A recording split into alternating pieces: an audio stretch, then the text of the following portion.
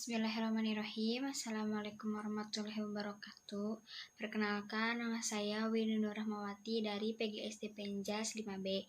Di sini saya akan menjelaskan tentang kedaruratan medis 2. Yang pertama ada demam, yang kedua ada kejang, yang ketiga ada epilepsi, dan yang terakhir ada pingsan. Yang pertama ada demam. Demam merupakan bagian dari respon tubuh dalam mengatasi penyakit. Nah, penanganan yang pertama itu berikan kompres air hangat, kompres dengan menyikat seluruh tubuh, bukan hanya di dahi saja. Nah, berikan banyak minum air putih agar meredam kemungkinan demam tinggi. Jadi kalau misalnya diberi air putih itu jadi banyak kencing dan mengeluarkan keringat.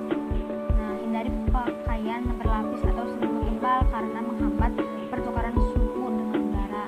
Nah, yang terakhir, jika anak terlihat lemas atau dehidrasi, segera bawa ke rumah sakit atau bisa juga dikasih paracetamol. Seperti itu.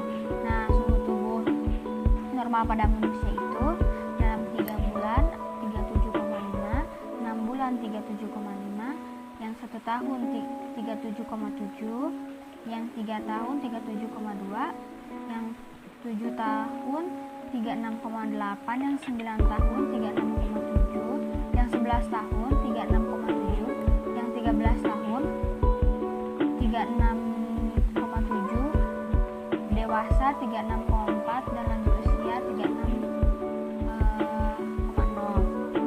Nah, yang kedua ada kejang-kejang. Kejang-kejang merupakan kakuan tubuh atau alat gerak akibat kontraksi dan atau relaksi otot yang tidak terkendali.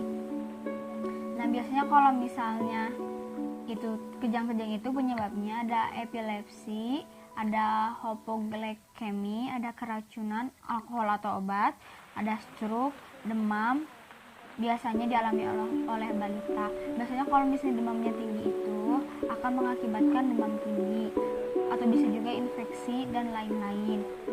Nah, pertolongan korban pada kejang-kejang itu biasanya kejang-kejang itu akan terhenti dengan sendirinya. Nah, sebagai penolong tidak banyak yang dilakukan. Yang terpenting adalah jangan melawan kejang, jangan berusaha menyumpat mulut, jaga pernapasan, hindari dari bahaya sekitar. Jadi harus dijaga gitu. Kalau bisa, kalau misalnya kejang itu si mulutnya itu dibukakan, karena kalau misalnya kejang itu takutnya nanti pas kejang dia menggigit lidahnya dan menyebabkan nanti si lidahnya terputus. Nah, yang selanjutnya ada epilepsi atau ayan. Nah, epilepsi ini merupakan gangguan pada sistem saraf pusat atau aktivitas saraf di otak atau kekakuan tubuh untuk beberapa stadium disertai kejang dan diikuti hilangnya kesadaran. Nah, ada kasus yang terkena epilepsi itu jarang banget untuk bisa sembuh.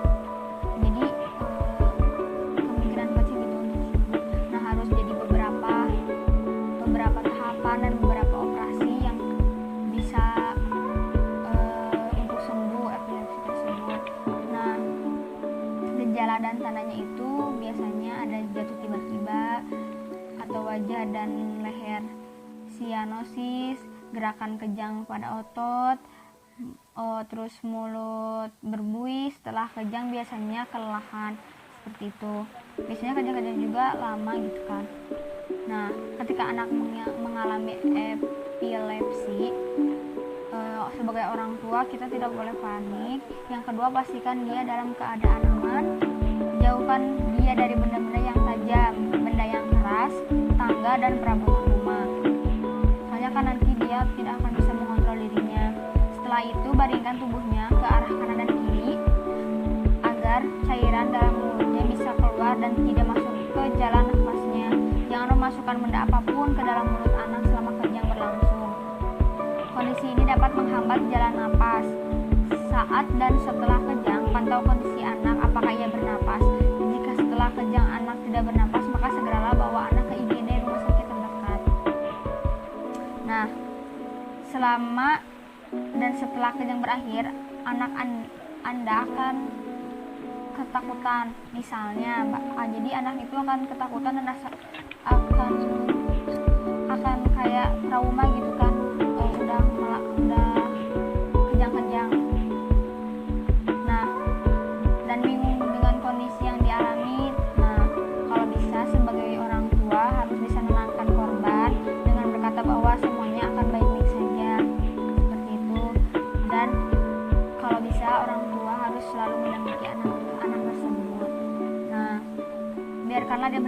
berobat, hindari memberikan obat tambahan kecuali bila diresepkan oleh dokter.